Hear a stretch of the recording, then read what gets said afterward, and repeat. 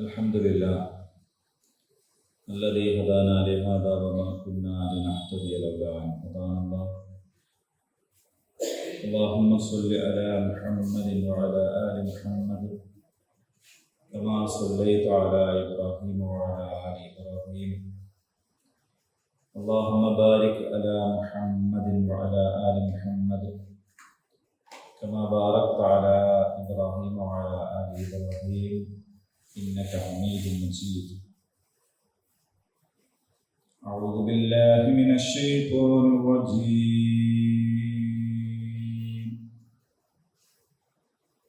كيف يهدي الله قوما كفروا بعد إيمانهم وشهدوا أن الرسول حق وجاءهم البينات والله لا يهدي القوم الظالمين. أولئك جزاؤهم أن عليهم لعنة الله والملائكة والناس أجمعين خالدين فيها لا يخفف عنهم العذاب ولا هم ينظرون إلا الذين تابوا من بعد ذلك وأصلحوا فإن الله غفور رحيم. صدق الله العظيم. സൂറ all Imran 86 മുതൽ 89 കൂടിയ ആയത്തുകൾ. 85 ആയത്തുകൾ നമ്മൾ പഠിച്ചു കഴിഞ്ഞു. കൈഫ എങ്ങനെ, യഹ്ദി മാർഗദർശനം ചെയ്യും അല്ലാഹ് ഖൗമൻ ഒരു ജനതയെ. നമ്മൾ മുമ്പ് തന്നെ ഖൗം എന്താണ്, ഉമ്മത്ത് എന്താണ് എന്ന് പറഞ്ഞിട്ടുണ്ടായിരുന്നു. അതെന്താന്ന് ആർക്കെങ്കിലും ഓർമ്മ ഉണ്ടോ? Very good. ഈ ഉദാഹരണത്തിന് അങ്ങനെ ഒരു ഗുണമുണ്ട്, അത് ഓർമ്മയിലുണ്ട്, പെട്ടെന്ന് ഓർമ്മ. അക്കോടി പഞ്ചായത്തിന്റെ അപ്പോൾ ഒരു കൂട്ടം ആൾക്കാരെന്നുള്ളതാണ് ഖൗം. അത് എന്തിൻ്റെങ്കിലും ഒന്നിന്റെ അടിസ്ഥാനത്തിൽ, ഒന്നുകിൽ ഭാഷയുടെ അടിസ്ഥാനത്തിൽ ഉള്ള ഒരു കൂട്ടം. മലയാളികൾ ഒരു ഖൗമാണ്, തമിഴന്മാർ ഒരു ഖൗമാണ്, അങ്ങനെ. അതല്ലെങ്കിൽ ഒരു ദേശത്തിന്റെ അടിസ്ഥാനത്തിൽ അക്കോടിക്കാർ എന്ന് പറയുന്ന ഒരു ഖൗമാണ്, അങ്ങനെ വേണമെങ്കിൽ പറയാം. നമ്മളെ ഖൗമായിരിക്കും. കള്ളശാപ്പെന്ന് സത്യപ്പത്തിൽ 4 പേരും മരിച്ചു. 2 ഓല ആൾക്കാരും 2 നമ്മളെ ഖൗമ. അപ്പൊ നമ്മളെ ഖൗമാരെന്ന് മനസ്സിലായി. അതൊക്കെ ഖൗമിയത്ത്, അതായത് ഒരു സാമുദായിക കൊണ്ട് സമുദായം തന്നെയാണ് എൻ്റെ അർത്ഥം. നമ്മളെ സമുദായം അങ്ങനെ വരിക, അതാണ് ഖൗം. ഉമ്മത്ത് എന്ന് പറഞ്ഞാൽ വളരെ കൃത്യമായ പ്രത്യേകമായ ലക്ഷ്യമുള്ള, ഒരു ജീവിത കാഴ്ചപ്പാടുള്ള, പരസ്പര ബന്ധമുള്ള ഒരു ഉമ്മത്ത്. അത് ദേശമോ രാജ്യമോ ഒന്നും ഭാഷയൊന്നുമല്ല. അതുകൊണ്ടാണ് മുസ്ലിം ഉമ്മത്ത് എന്ന് പറഞ്ഞാൽ ലോകത്തിന്റെ ഏതു ഭാഗത്തുള്ള ആൾക്കാരും അതിൽ പെടും. അതിൽ ഹിന്ദിക്കാരും തമിഴന്മാരും ഉറുദുക്കാരും എല്ലാവരും. മതം എന്ന് പറയുമ്പോൾ ശരിക്കും അതിന് അഭിപ്രായം എന്നാണ് അർത്ഥം. അതാണ് അദ്ദേഹത്തിന്റെ മതം എന്ന് പറഞ്ഞാൽ അദ്ദേഹത്തിന്റെ അഭിപ്രായം എന്നാണ്. ശരിക്കും മതം എന്നതിന് മദ്ഹബ് എന്ന് പറയലാണ് കുറച്ചുകൂടി നല്ലത്. കാരണം ഇമാമിങ്ങളുടെ മദ്ഹബ്, വ്യത്യസ്ത മദ്ഹബുകൾ, വ്യത്യസ്ത അഭിപ്രായം ഉണ്ടാവും. അപ്പോൾ ഒരു ഖൗം ആയിരുന്ന അറബികളെ ഒരു സവിശേഷതയുള്ള ഉമ്മത്താക്കി മാറ്റി എന്നതാണ് നബി നബി സല്ലല്ലാഹു അലൈഹി വസല്ലം ചെയ്ത ഏറ്റവും പ്രധാനപ്പെട്ട പ്രവൃത്തി. എല്ലാ നബിമാരും തന്റെ സമൂഹത്തെ യാ ഖൗമി എന്നാണ് വിളിക്കുക, എന്റെ സമൂഹമേ. അപ്പോൾ എന്റെ സമൂഹമേ എന്ന് വിളിക്കുമ്പോൾ നബി സല്ലല്ലാഹു അലൈഹി വസല്ലമയിലോ അല്ലെങ്കിൽ മറ്റ് പ്രവാചകന്മാരിലോ വിശ്വസിച്ച ആൾക്കാരെ മാത്രമല്ല, എല്ലാവരെയാണ്. അല്ലാഹുമ്മ ഗ്ഫിർ ലിഖൗമി, കല്ലെടുത്തെറിഞ്ഞ തായിഫുകാർക്ക് വേണ്ടി നബി പ്രാർത്ഥിക്കുമ്പോൾ പറഞ്ഞു, എന്റെ കൗമിന് നീ പുറത്തു കൊടുക്കണേ. അപ്പൊ എന്റെ കൗമെന്ന് നബി അവിടെ പറയുമ്പോ അവരെന്താ ചെയ്യുന്നത്? എറിയാണ് ചെയ്യുന്നത്. അപ്പൊ എറിയുന്ന ആൾക്കാരെയാണ് എന്റെ കൗമെന്ന് അവിടെ പറയുന്നത്. അപ്പൊ എറിയുന്നവരും സ്വീകരിക്കുന്നവരും കല്ലുകൊണ്ടെറിയുന്നവരും പൂകൊണ്ടെറിയുന്നവരും ഒക്കെ കൗമിൽ പെടും. മനസ്സിലായി? അങ്ങനെയാണ്. അപ്പൊ നമ്മളിപ്പോ ഇവിടെ നമ്മളെ കൗമ എന്ന് പറഞ്ഞാൽ ശരിക്കും നമ്മളെ നാട്ടിലുള്ള എല്ലാ ആൾക്കാരുമാണ് നമ്മളെ കൗമ. പക്ഷെ നമുക്ക് അത് അറിയാത്തതുകൊണ്ട് മാത്രമല്ല, നമ്മളിപ്പോഴും ഒരു കൗമ തന്നെയാണ് എന്ന് പറഞ്ഞാൽ മനസ്സിലായില്ലേ? പ്രത്യേകിച്ച് പരസ്പര ബന്ധമൊന്നുമില്ല, ഒരു പ്രത്യേക ലക്ഷ്യമില്ല, പ്രത്യേകമായ ഒരു ആദർശവുമില്ല. പക്ഷെ നമ്മൾ ഒരേ കാലത്ത് ഒരേ നാട്ടിൽ ജീവിക്കുന്നു എന്ന് നിൽക്കാണ്. അപ്പൊ ഒരു കൗമാണ്. അപ്പോ നമ്മൾ പറയുന്ന പല വാക്കുകളും നമ്മൾ തിരുത്തി പോകണം. അതിൽപ്പെട്ട ഒന്നാണ് മീമും കാഫും. നമ്മൾ മുമ്പേ പറയുന്ന കാര്യമാണ്. മീം എന്ന് പറയുമ്പോൾ മീമാണോ കാഫാണോ എന്ന് ചോദിക്കും. എന്താണ് മീം എന്ന് പറഞ്ഞാൽ? നമ്മൾ ഉദ്ദേശിക്കുന്നത് മീം എന്ന് പറഞ്ഞാൽ മുസ്ലിം, കാഫ് എന്ന് പറഞ്ഞാല് കാഫർ. നമ്മൾ കാഫർ എന്ന് ആരെ കുറിച്ചാണ് പറയണത്? മുസ്ലിം അല്ലാത്ത ആൾക്കാരെ പറ്റി. യഥാർത്ഥത്തിൽ കാഫർ ഏറ്റവും കൂടുതൽ ഉണ്ടാവാൻ സാധ്യത എവിടെയാണ്? ഈ സമുദായത്തിനകത്താണ്, അല്ലെ? കാരണം എന്താന്ന് ചോദിച്ചാൽ, പിന്നെ ഈ കാഫർ ആകണമെങ്കിൽ ഒരാള് സത്യം അറിഞ്ഞ് നിഷേധിക്കണം. സത്യം തന്നെ അറിയാത്ത ഒരാൾക്ക് കാഫർ ആവാനുള്ള യോഗ്യതയില്ല. നന്ന ചുരുങ്ങിയ അല്ലെങ്കിൽ കൂടിപ്പോയാൽ ജാഹിലാവുകയുള്ളൂ. വിവരമില്ലാത്ത ഒരാൾ, അവിവേകിയായ ഒരാളിനെ പറയാൻ പറ്റും. പക്ഷെ അതേ സമയത്ത് കാഫർ ആകണമെങ്കിൽ എന്താണെന്ന് മനസ്സിലാവണം, എന്നിട്ട് നിഷേധിക്കും. അപ്പൊ അങ്ങനെ വെച്ച് നോക്കുമ്പോൾ കൂടുതൽ കാഫർ ഉണ്ടാകാനുള്ള സാധ്യത നമ്മൾ കൂടുതലാണ്. കാരണം എന്ന് പറഞ്ഞാൽ അറിയാനുള്ള അവസരവും ഉള്ളത് നമുക്കാണ്. ശരി. അപ്പോ ഇവിടെ അല്ലാഹു പറയാണ്, കൈഫ യഹ്ദില്ലാഹു ഖൗമൻ. ഒരു ചോദ്യമാണത്. അള്ളാഹു ഒരു ജനതയെ എങ്ങനെ നേർവഴിയിലാക്കും? കഫറു, അവർ നിഷേധിച്ചു. അപ്പൊ ഇവിടെ പറയുന്ന കൗമ ഏതാണ്? കാഫിറായ കൗമിനെ കുറിച്ചാണ്. മനസ്സിലായോ? അപ്പൊ കൗമ എന്ന് പറയുമ്പോൾ അതിൽ എന്തുണ്ടാവും? കാഫിര്യങ്ങളും ഉണ്ടാവും.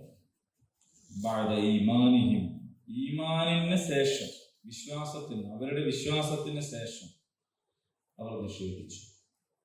വശഹിദു, അവർ സാക്ഷ്യം വഹിക്കുകയും ചെയ്തു.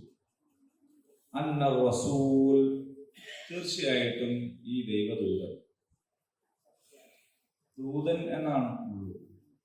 പക്ഷെ അർ റസൂൽ എന്ന് പറയുമ്പോൾ അങ്ങനെ ഏതോ ഒരു ദൂതനല്ല, ഇവിടെ പ്രത്യേകമായി പറയുന്ന ഒരു ദൂതനാണ്. അഥവാ മുഹമ്മദ് നബി സല്ലല്ലാഹു അലൈഹി വസല്ലമയെ കുറിച്ചാണ്, മുഹമ്മദ് റസൂൽ സല്ലല്ലാഹു അലൈഹി വസല്ലമയെ കുറിച്ചാണ് അർ റസൂൽ എന്ന് പറയുന്നത്. വശഹിദു, അവർ സാക്ഷ്യം വഹിക്കുകയും ചെയ്തു.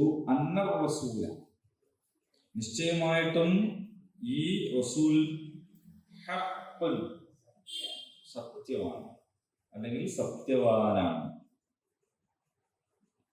ഈ റസൂലുള്ള സത്യവാനാണ് എന്ന് അവർ സാക്ഷ്യം വഹിക്കുകയും ചെയ്തു. അവരെ വിശ്വസിച്ചു, അതുപോലെ തന്നെ അവർ സാക്ഷ്യം വഹിച്ചു. എന്നിട്ടോ വജാഅഹും, അവർക്ക് വന്നെത്തിയിട്ടും ഉണ്ട് അൽ ബയ്യിനാത്ത്, വ്യക്തമായ തെളിവുകൾ. വല്ലാഹു ലാ യഹ്ദിൽ ഖൗമൽ ളാലിമീൻ, അല്ലാഹു നേർവഴിയിലാക്കുകയില്ല അക്രമികളായ ജനത്തെ, ളാലിമുകളായ ജനത്തെ. ളാലിമീങ്ങളായവരെ അള്ളാഹു സന്മാർഗത്തിലാക്കുകയില്ല. അപ്പോ അള്ളാഹു കുറെ ആൾക്കാരെ കുറിച്ച് സന്മാർഗത്തിലാക്കുകയും വേറെ കുറെ ആൾക്കാരെ കുറിച്ച് ദുർമാർഗത്തിലാക്കുകയും ചെയ്യല്ല ചെയ്യുന്നു. അള്ളാഹു ഇതിനൊക്കെ കൃത്യമായ ഒരു കണക്കും അളവും ഒക്കെ ഉണ്ടാക്കി വെച്ചിട്ടുണ്ട്. ആ കണക്കും അളവും അനുസരിച്ച് ഓരോ കള്ളിയിലേക്കും കോളത്തിലേക്കും പോകേണ്ട യോഗ്യത പ്രകടിപ്പിക്കുന്നവരെ അതാത് കോളങ്ങളിലേക്ക് മാറ്റുകയാണ് ചെയ്യുന്നത്.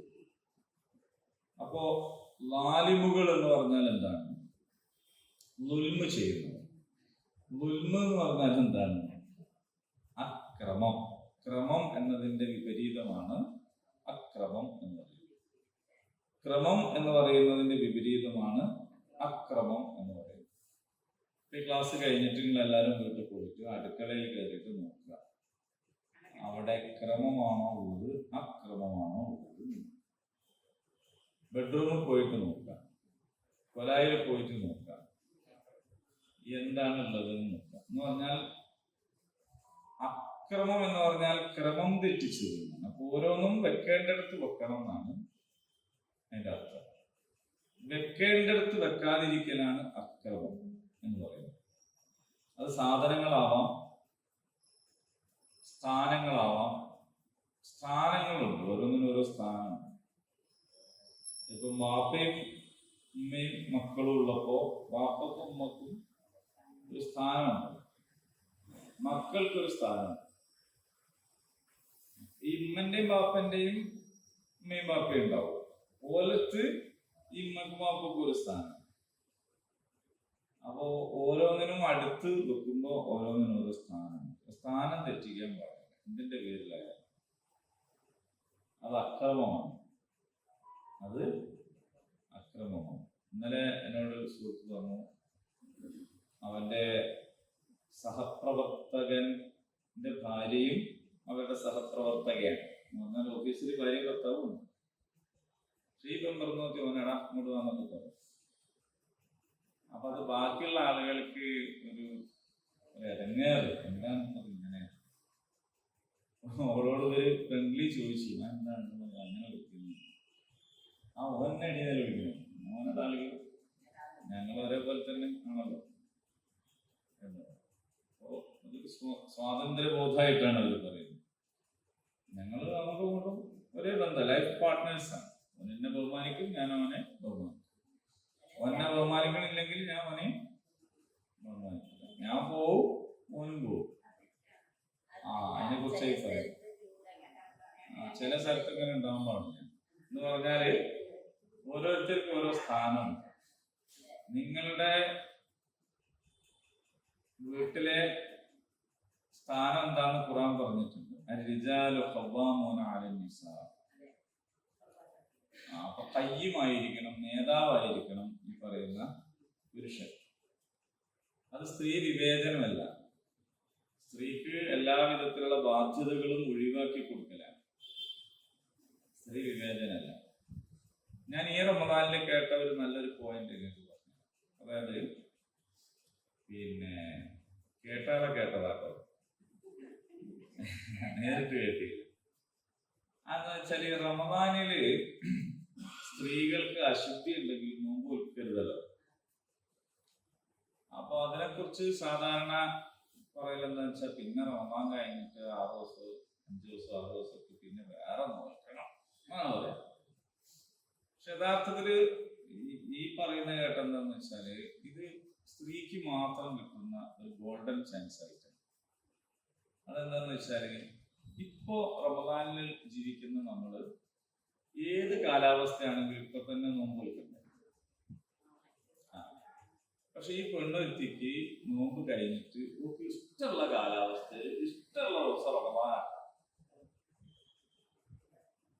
റമദാനെ നോൽക്കുന്ന അതേ നോമ്പ്, റമദാനിലെ അതേ പുണ്യം, റമദാനിലെ അതേ ശ്രേഷ്ഠതയാണ് ഇവർക്ക് പകരം നോൽക്കുന്ന ആൾക്കാർക്ക് കിട്ടുന്നത്. കാരണം ഇവരുടെ കാരണം കൊണ്ടോ ഇവര് വേണ്ടാന്ന് വെച്ചിട്ടോ അല്ല ഇത്. അപ്പൊ ഈ റമദാനിലൂടെ അവർക്ക് ജീവിക്കുകയും ചെയ്യാം. റമദാനൊക്കെ കഴിഞ്ഞിട്ട് അവർക്ക് ഇഷ്ടമുള്ള റമദാനാക്കാന്നുള്ളതാണ്.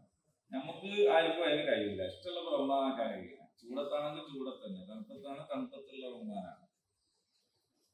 പക്ഷെ ഈ പെണ്ണിനെ സംബന്ധിച്ചിടത്തോളം ഹൈറുകാരികളെ സംബന്ധിച്ചിടത്തോളം അവർക്ക് അങ്ങനെ അല്ലാത്ത ഒരു ഇഷ്ടമുള്ള ഒരു സമയം ഡിസംബറിലാണ് ഇതാക്കാന്ന് വിചാരിച്ചാല് അന്നേരം റമദാനാക്കാൻ. മനസ്സിലായത്? ഒരു സംഗതിനെ നമ്മൾ എങ്ങനെ അപ്രോച്ച് ചെയ്തു എന്നുള്ളതിനനുസരിച്ചാണ് വ്യത്യസ്ത മാസങ്ങളിൽ റമദാനാക്കാം. അപ്പൊ 6 നോമ്പാണെങ്കിൽ 6 നോമ്പ് ശവാലിത്താനമാണോ? ആയിഷ റളിയല്ലാഹു പറയാറുണ്ടായിരുന്നു, എനിക്ക് കിട്ടാനുള്ള നോമ്പുകൾ ഞാൻ അടുത്ത റമദാനിന് മുമ്പായിരുന്നു വീട്ടിലുണ്ട് എന്ന് പറഞ്ഞാൽ എന്ത് ചെയ്യാം, നല്ലത് പരമാവധി വേഗം. അത് ഏതൊരു ബാധ്യതയും ഏതൊരു കടവും അങ്ങനെയാണ്, വേഗം തീർക്കലാണ് നല്ലത്. പക്ഷെ കുറ്റമല്ല. അടുത്ത മാസം അങ്ങനെ നോക്കണം, ഒക്കെ നോക്കാം, അതിന്റെ അടുത്ത് സുന്നത്തൊക്കെ നോക്കാം. അങ്ങനെയല്ല. അങ്ങനെ ഉണ്ടായിരുന്നെങ്കിൽ ഈ പറഞ്ഞ ഹദീസിന്റെ അല്ലെങ്കിൽ ആയിഷ റളിയല്ലാഹു പറഞ്ഞതിന്റെ അർത്ഥം അവരൊറ്റ സുന്നത്തൊന്നും നോക്കില്ല എന്നായില്ല. അങ്ങനൊന്നും കൂട്ടണം. അതെ, അതുകൊണ്ടാണ് ഈ പറഞ്ഞത്. അതുകൊണ്ട് ടീച്ചറെ അതെന്താ സംഭവം എന്ന് വെച്ചാല് ആയിഷ റളിയല്ലാഹു പറഞ്ഞിരിക്കുന്നു, എനിക്ക് നോറ്റ് കിട്ടാനുള്ള ഇതൊക്കെ ഞാൻ ശഅബാനിലാണ് നോക്കല് എന്ന് പറഞ്ഞാൽ അതിന്റെ അർത്ഥം എന്താ? റമദാൻ തൊട്ട് തലേ മാസം. അപ്പൊ അതിന്റെ അർത്ഥം അവരൊറ്റ സുന്നത്ത് നോക്കലില്ലായിരുന്നാണോ? അല്ല. അപ്പോ അവർക്ക് ഫർദ് വീട്ടാനുണ്ടായിരിക്കെ തന്നെ അവർ എന്ത് ചെയ്യാറുണ്ടായിരുന്നു? അറഫാ നോമ്പും അതേപോലെ മുഹറം നോമ്പും ഒക്കെ നോക്കലുണ്ടായിരുന്നല്ലേ അതിന്റെ അർത്ഥം. അങ്ങനെ നോക്കാവുന്നതേ ഉള്ളൂ. അപ്പോ പിന്നെ കാരണം ഇത് ഫർദ് കഴിഞ്ഞിട്ട് സുന്നത്ത് എന്ന് പറയുമ്പോൾ ഇതിന്റെ കാര്യം എന്ന് വെച്ചാൽ ഇത് പിന്നത്തേക്ക് വെക്കാൻ അനുവാദം കിട്ടിയൊരു കേസായതുകൊണ്ടാണ്. മനസ്സിലാകാം. അല്ലാതെ നമ്മുടെ ഒരു തകരാറ് കൊണ്ടോ അശ്രദ്ധ കൊണ്ടോ ഇപ്പോ നമ്മള് എവിടെയോ കിടന്ന് ഉറങ്ങിപ്പോയി അസംസ്കരിക്കാണ്ട് എന്ന് വിചാരിക്കാം, ക്ഷീണം കൊണ്ടാണ് എന്തായാലും ഉറങ്ങിപ്പോയി. അങ്ങനെ ഉറങ്ങിപ്പോയാൽ പിന്നെ മഗ്‌രിബ് കൊടുത്തിട്ട് എണീക്കുകയാണെങ്കിൽ ആദ്യം അസംസ്കരിച്ചാൽ വേണം. അപ്പോഴാണ് എണീക്കുന്നത്, അപ്പൊ അസംസ്കരിക്കണം, പിന്നെയാണ് ബാക്കിയെല്ലാം മനസ്സിലാക്കുക. അത് എങ്ങനെയാന്ന് വെച്ചാൽ നമ്മൾ ആ ക്രമത്തിൽ ചെയ്യണം.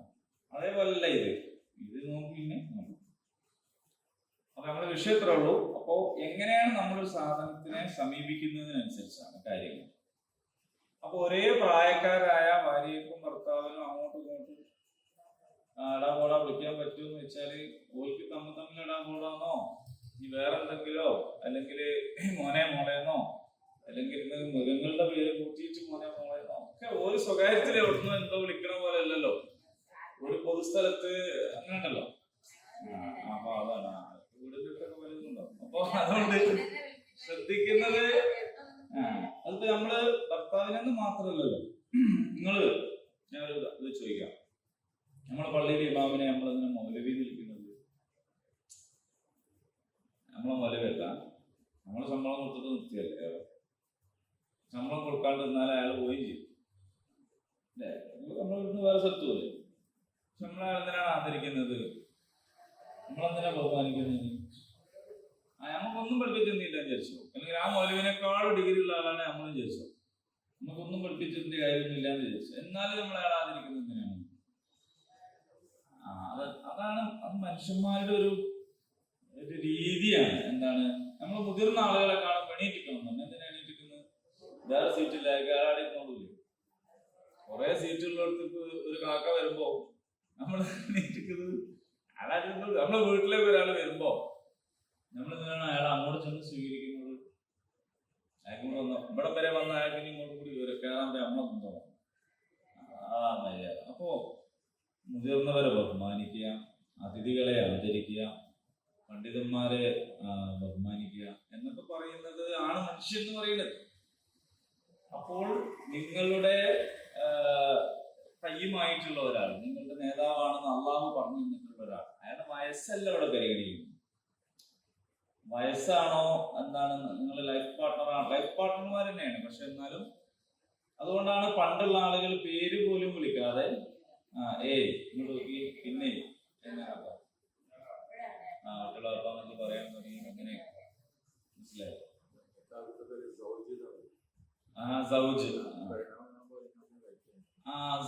സൗജത്ത് ഇണ തന്നെയാണ്, ഇണക്ക് സംശയമൊന്നുമില്ല. പക്ഷെ ഈ പരസ്പരം കൂടുതൽ ബന്ധമാണെന്നുള്ളതുകൊണ്ട് ബഹുമാനിക്കേണ്ട എന്നില്ലല്ലോ. ഇപ്പൊ വാപ്പായിട്ട് വളരെ ഫ്രണ്ട്ലിയാണ് എന്ന് വാപ്പനെ വാപ്പ വിളിക്കോ?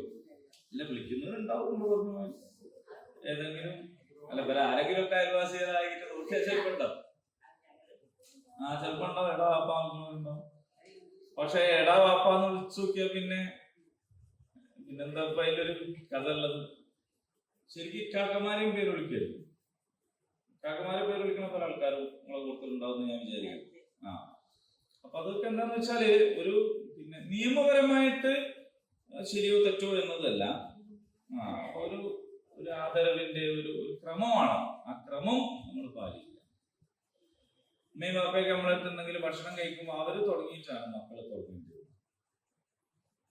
ബാപ്പക്കുള്ളത് ഞാനും അവിടെ ഉണ്ടാക്കി വെച്ചു നോക്കി എന്ന് വിചാരിക്കാൻ പാടില്ല. അവരെ കാത്തിട്ടാണ്. അതിപ്പോ ഷുഗറിന്റെ ഗുളിക കുടിച്ചിട്ട് അരമണിക്കൂർ കഴിഞ്ഞ് എന്നിട്ട് ഒന്നാ വന്നില്ലെങ്കിൽ നിങ്ങൾ തിന്നാണ്ടെന്നാൽ വേറെ വിഷയമാണ്. അങ്ങനത്തെ അല്ല പറയുന്നത്. ഇങ്ങനെ വിളിച്ചിട്ട് ഇങ്ങനെ വരുന്നില്ല, കുറച്ച് എനിക്ക് കുറച്ച് കഴിഞ്ഞ് മറിയിടാന്നാണ്. അപ്പൊ നമ്മളാണെങ്കിൽ ഇത് കുടിച്ച് അരമണിക്കൂർ കഴിഞ്ഞ് ഇനി ഒന്നും തന്നില്ല, കയ്യും കാലും കുറയ്ക്കാൻ പറ്റും. അപ്പോ ഉമ്മ വരട്ടെന്ന ക്ലാസ് പറഞ്ഞു വിചാരിച്ചിട്ട് അതല്ല കേസ്. അതേപോലെ തന്നെ ചില ആളുകള് എന്താ പറയാ ആദരവരടങ്ങാറാകുന്ന കേസ്. അത് മാഷ് ബസ് കയറിയ കഥകൾ കേട്ടില്ല? മാഷ് ബസ് എവിടെ കയറിയത് വെച്ചാൽ നമുക്ക് ഉദാഹരണം പറയുമ്പോൾ ഈ ബസ് സ്റ്റോപ്പൊക്കെ നിങ്ങൾ വരുമ്പോൾ കപ്പൂടി തന്നെ ആയിക്കോട്ടെ. അങ്ങനെ പഞ്ചായത്തിന്റെ അടുത്തൊന്നും ആണ് മാഷ് കയറി ഇങ്ങോട്ട് നിന്നപ്പോ തന്നെ എന്ത് മാഷ് പഠിപ്പിച്ച ഒരു മോന് സീറ്റ് ഇരിക്കുന്നത് കാണാം. മാഷ് അപ്പൊ ഈ മോന് എണീച്ചപ്പോ മാഷ് മോനിരിക്കുന്ന. അപ്പോ ഇവരെ എണീക്കാൻ മാഷ് സമ്മതിക്കുന്നു. ഏതായാലും പണ്ട് പഠിപ്പിച്ച മാഷല്ലേ മോനടുത്ത് ഇരിക്കുന്നു.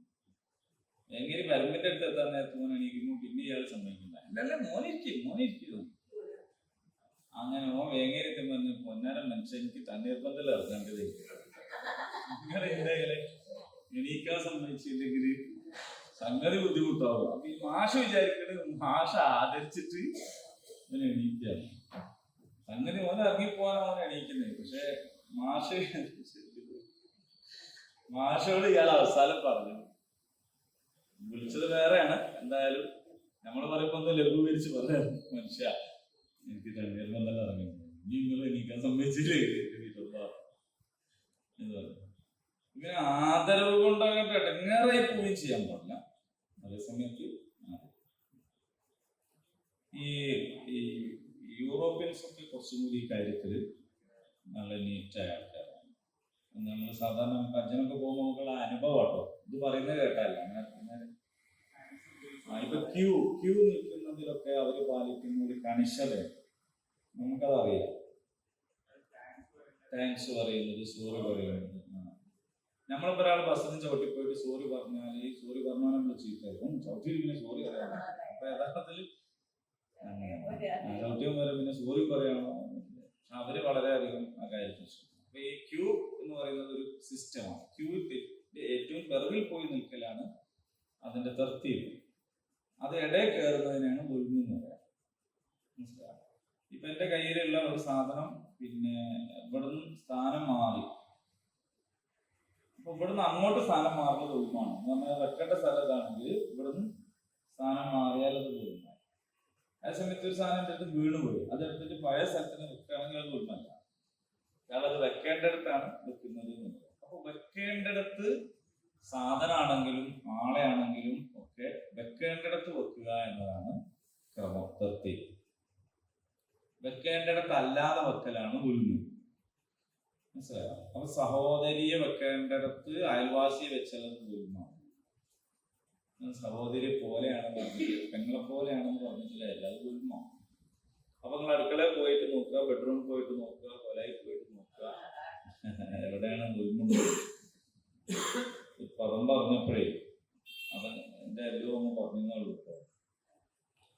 അപ്പോൾ ഇവിടെ എന്താണ് പറയുന്നത്? സത്യവിശ്വാസം സ്വീകരിച്ച ശേഷം വീണ്ടും സത്യനിഷേധികളായ ജനതയെ അള്ളാഹു എങ്ങനെയാണ് നേർവഴിയിലാക്കുക?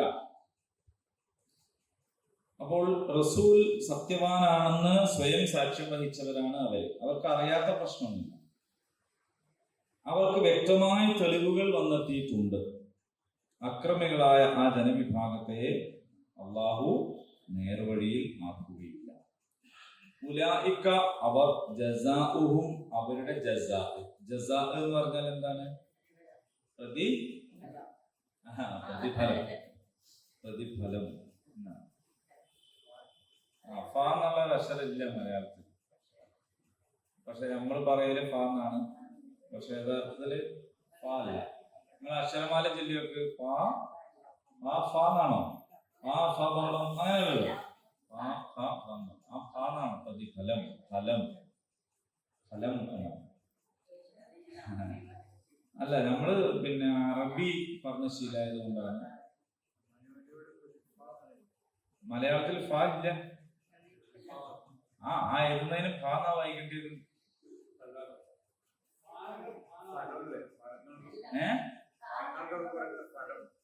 ഫലകം എന്നാ പറയേണ്ടത്. ഫലകം, പ്രതിഫലം. അത് വേറെ.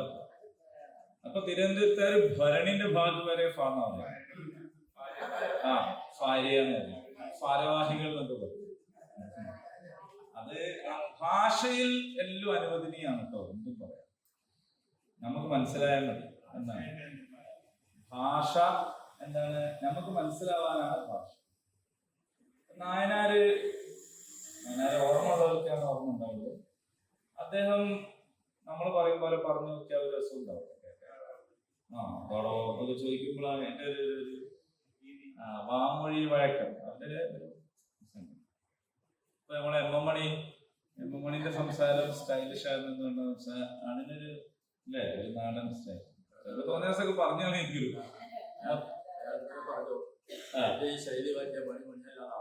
അതെ, അത് മണിമണി പോലെ പറയൽ തന്നെയാണ് എന്നല്ല. അപ്പൊ അങ്ങനെ നോക്കുമ്പോ നമ്മളോ ആരും പോയിട്ട് വൈക്കം മുബഷീർ പറയുന്നുണ്ടല്ലോ, പിന്നെ അല്ലേ അബ്ദുൽ ഖാദറിനോട്. അബ്ദുൽ ഖാദർ മലയാളത്തിന്റെ ആളായിരുന്നു. ഇവർ പറഞ്ഞു കൊടുക്കുന്നു, മാതാവേ എനിക്കൊരു പാത്രം പാനീയം തരൂ എന്ന് പോയിട്ട് ഉമ്മനോട് പറഞ്ഞാൽ ഉമ്മ കയ്യിൽക്കണോണ്ട് അടിക്കുന്നു. ഉമ്മ ഗ്ലാസ് വെള്ളം തരണേന് പകരം ഉമ്മ പോയി ഭാഷയൊക്കെ പഠിച്ചു വന്നിട്ട് പറയാണ്, മാതാവേ എനിക്ക് പാത്രം ദാഹജലം നൽകൂ എന്ന് പറഞ്ഞാൽ എങ്ങനെ ഉണ്ടാവും? അപ്പോ അങ്ങനെ നമുക്ക് എന്തു സംസാരിക്കാം. നമ്മുടെ സംസാരം തന്നെയാണ് ഏറ്റവും ശ്രേഷ്ഠം. നല്ല മലയാളം തിരുവനന്തപുരം അങ്ങനൊന്നുമില്ല. എല്ലാ മലയാളവും മഴ എന്നതിന്റെ പര്യായമാണ് മയ. അപ്പൊ മയ എന്ന് പറയുന്ന ആള് മുഴ എന്നൊന്നും പറയാൻ പോണ്ട. അയാൾ ആദ്യം മഴ എന്നൊക്കെ പറയും, പിന്നെ വാഴയിൽ കൈവച്ചു നോക്കും. ഇത് വായാടാ പറയേണ്ടതല്ലോ. അപ്പൊ ഇതൊക്കെ പക്ഷെ ശരിക്കും പറഞ്ഞു നോക്കിയാലെങ്കിൽ ഫലം എന്നാണ് മലയാളത്തില്. അപ്പോൾ പ്രതിഫലം എന്ന് പറഞ്ഞിടത്താണ് ഉലൈക ജസാഉഹും അവരുടെ പ്രതിഫലം. പക്ഷെ മലയാളത്തില് അങ്ങനെ തന്നെ എഴുതുക. അല്ലേ? പിന്നെന്താ?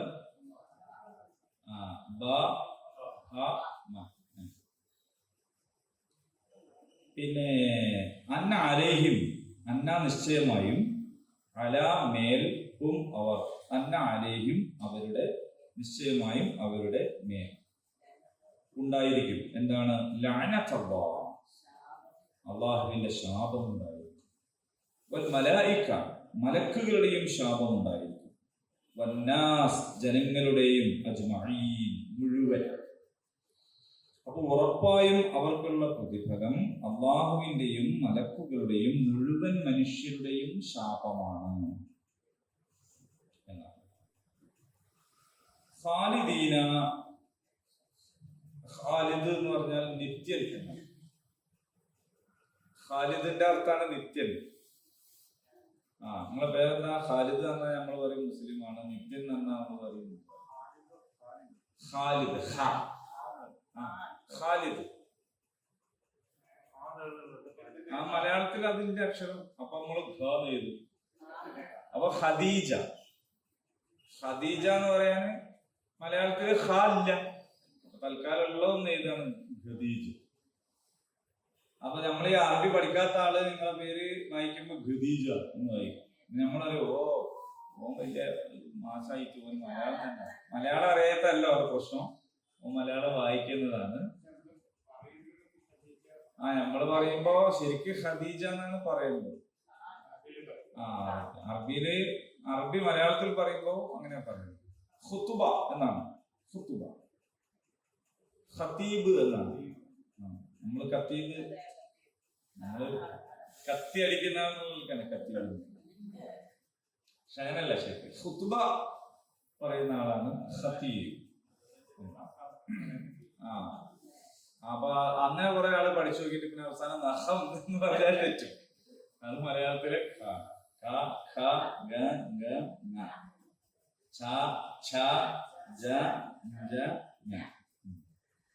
ഓക്കെ.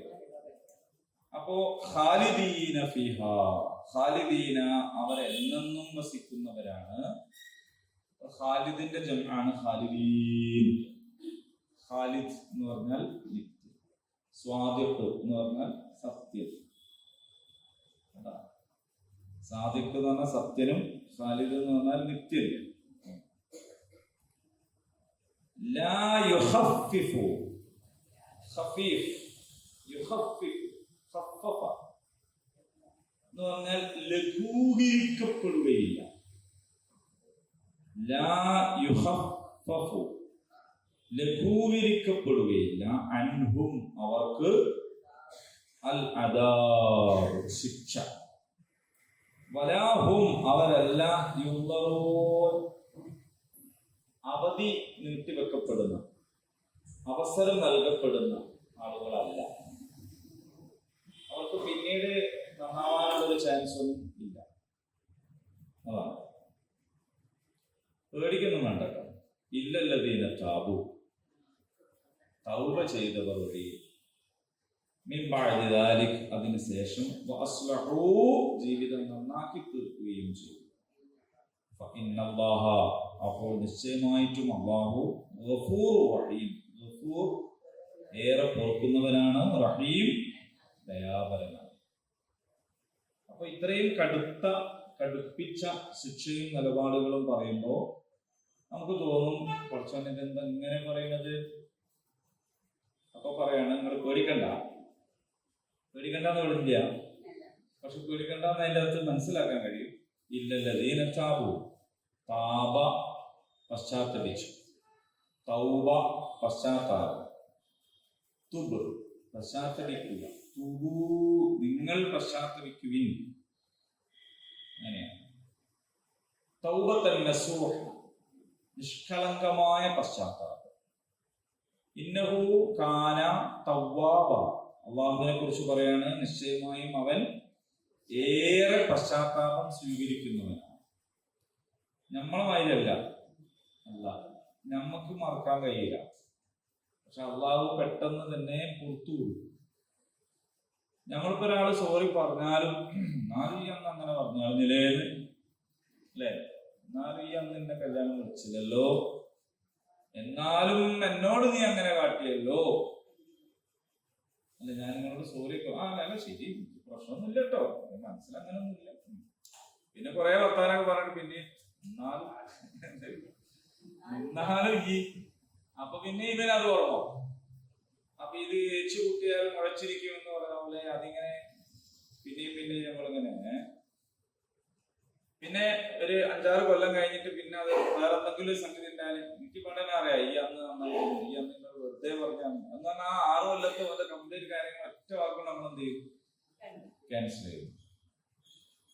പിന്നെ ഇങ്ങനെ പറഞ്ഞതും തിരുത്തിയതും മാപ്പാക്കിയതും എല്ലാം കൂടി അവസാനം വരുന്ന തെറ്റുമ്പോൾ എടുത്തു പറയും.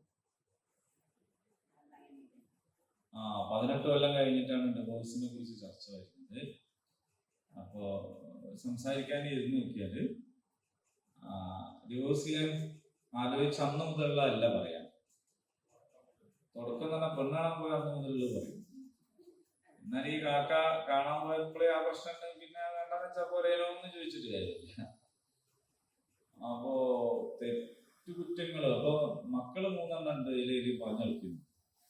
അപ്പൊ ഇതിന്റെ ഇടയില് കാണാൻ പോയാന്ന് മുതലുള്ള ദോഷങ്ങളെല്ലാം പറയുന്നു. അപ്പൊ ഞാൻ പറയുന്നത് ശരിക്കും ഇവര് ഇതിന്റെ ഇടയ്ക്ക് എത്രയോ കുറുക്കപ്പെടലുകളൊക്കെ കഴിഞ്ഞിട്ടുണ്ടാവും, സാരില്ലാന്ന് വെച്ചിട്ടുണ്ടാവും. പക്ഷെ എന്നാലും നമ്മൾ അക്കൗണ്ടിൽ നിന്നത് ഡിലീറ്റ് ചെയ്താലും മറ്റൊരുണ്ടാവും, ബിന്നില്ല, എന്താണ് റീസൈക്കിൾ ബിന്നിൽ മാറ്റില്ല, അതാണ് കിടക്കും. ഒരാവശ്യം വരുമ്പോൾ അവിടെ എടുത്തിട്ട് യഥാർത്ഥത്തില് നമ്മൾ ഡിലീറ്റ് ചെയ്ത് കഴിഞ്ഞാൽ റീസെറ്റിൽമെന്റിൽ പോയിട്ട് അവിടെ നിന്ന് ഡിലീറ്റ് ചെയ്ത് കളയാം. ഇങ്ങോട്ട് എടുക്കാൻ കിട്ടാത്ത പോലത്തിലാക്കണം. അപ്പൊ ഒരാളോട് പുറത്തു കൊടുക്കുക, വിട്ടുവീഴ്ച ചെയ്യുക, അഫൂബ് കാണിക്കുക എന്ന് പറഞ്ഞാൽ അത് പിന്നെ പെൻഡിങ് ഫയലിലേക്കല്ല മാറ്റേണ്ടത്. പൂർണ്ണമായിട്ടും അത് മാറ്റി അങ്ങനെ ഒരു സംഭവമേ ഇല്ലാത്ത രീതിയിലാക്കണം. അള്ളാഹ് അങ്ങനെയാണ് ചെയ്യുക. അള്ളാഹു അങ്ങനെയാണ് ചെയ്യുക. അതുകൊണ്ട് ഖാലിദ് ബിൻ വലീദ് റളിയല്ലാഹു അൻഹു പ്രമുഖനായ സ്വഹാബിയായി മാറി. ഉഹുദ് യുദ്ധത്തിൽ മുസ്ലിങ്ങൾ പരാജയപ്പെടാൻ വരെ കാരണം ഖാലിദ് ബിൻ വലീദ്. അത്രയാണ്. നിങ്ങൾ ആലോചിച്ച് നോക്കൂ, നബി ഏറ്റവും വിഷമിച്ചൊരു സമയമാണ്. അതിന്റെ ശേഷം അദ്ദേഹം മാറിയപ്പോ ആദ്യം അങ്ങനെ മാറണ്ടടാന്ന് പറഞ്ഞില്ല. മാറിയപ്പോ പിന്നെ ഫുള്ള് മാറി. അങ്ങനെ തൗബ സ്വീകരിക്കുന്നവനാണ് അല്ലാഹു. ആ സ്വഭാവമാണ് നമുക്ക് ഉണ്ടാവേണ്ടത്. ശരിക്കും എന്തെങ്കിലുമൊക്കെ പൊരുത്തപ്പെട്ട് കൊടുക്കാൻ ഉള്ള മനസ്സ്. പൊരുത്തപ്പെട്ടാൽ പിന്നെ പൊരുത്തപ്പെടലേ, പിന്നെ പഴയത് വെച്ചുകൊണ്ടിരിക്കാൻ പാടില്ല. അതിന് നമ്മളെ പ്രശ്നം, നമ്മൾ പൊരുത്തപ്പെട്ട് കൊടുക്കുമ്പോൾ തന്നെ നമ്മളൊരു നേരെയാണ് നിൽക്കുക. ഞാൻ പൊരുത്തപ്പെട്ട് കൊടുത്തില്ല, അപ്പൊ അതെന്റെ ഒരു ഔദാര്യമായിട്ടാണ് കാണുന്നത്. അപ്പൊ ഈ ഔദാര്യ ബോധമാണ് പിന്നെയും പിന്നെയും മറ്റേത് തികറ്റി വരാനും ഒക്കെ കാരണം. ഇതിന്റെ ഒരു ഔദാര്യം എന്നല്ല, അല്ലാഹു തആല എന്നോട് പൊരുത്തരാൻ വേണ്ടിയിട്ടാണ് നീ ആൾക്ക് കൊടുത്തു, അല്ലാതൊന്നുമല്ല. നമ്മുടെ പശ്ചാത്താപം അള്ളാഹ് സ്വീകരിക്കാനാണ്, ജനങ്ങളുടെ പശ്ചാത്താപം നമ്മൾ സ്വീകരിക്കുന്നത്. അപ്പൊ ഇത്രയും കാര്യങ്ങളാണ് ഇതിൽ പറഞ്ഞത്. ഇതിന് മൊത്തത്തിൽ എന്തൊക്കെയാ പറഞ്ഞതെന്നൊന്ന് നോക്കാം. ഇവരെ പറഞ്ഞ കാര്യങ്ങൾ തന്നെ, വാക്കർത്ഥം പറഞ്ഞ കാര്യങ്ങൾ മൊത്തത്തിൽ എന്താണ് പറഞ്ഞത് എന്ന് നമുക്ക് ഒന്ന് പരിശോധിച്ചു. അതില് വളരെ പ്രധാനപ്പെട്ട ഒന്ന് സത്യനിഷേധത്തിന്റെ ഗൗരവമാണ് ഇവിടെ സൂചിപ്പിക്കുന്നത്. സത്യം ബോധ്യപ്പെടുകയും റസൂൽ സല്ലല്ലാഹു അലൈഹി വസല്ലം കൊണ്ടുവന്നത് സത്യമാണെന്ന് സാക്ഷ്യം വഹിക്കുകയും ചെയ്ത ശേഷം വീണ്ടും കുഫറിലേക്ക് മടങ്ങിയ ഒരു ജനതയെ സംബന്ധിച്ചാണ് അള്ളാഹു അവരെ സന്മാർഗത്തിലാക്കുകയില്ല എന്ന് പറയുന്നത്. അപ്പൊ നമുക്ക് ചിലപ്പോൾ തോന്നുന്നു അള്ളാഹ് അങ്ങ് നേരാക്കിയാൽ പോലെ എല്ലാവരും.